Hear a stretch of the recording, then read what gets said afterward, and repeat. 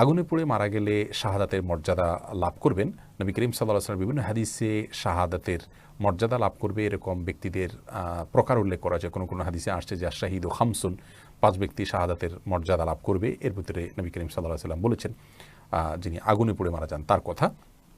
তেমনিভাবে পানিতে ডুবে মারা যান, কোনো কিছু নিচে চাপা পড়ে মারা যান, এই ব্যক্তিকে নবী করিম সাল্লাল্লাহু আলাইহি ওয়াসাল্লাম শহীদের মর্যাদা পাবেন বলে বলেছেন। পেটের পীড়া মারা গেছেন তাদের জন্য বলেছেন।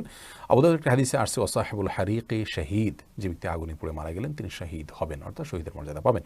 তবে এই শহীদ আল্লাহর রাস্তায় নিজের জীবন বিলিয়ে যিনি শহীদ হয়েছেন আল্লাহর দ্বীনকে বুলন্দ করবার জন্য, তার সমপর্যায়ের শহীদ হবেন না। তিনি হবেন শহীদে হাকিকি বা প্রকৃত অর্থে এবং সার্বিক বিচারে শহীদ।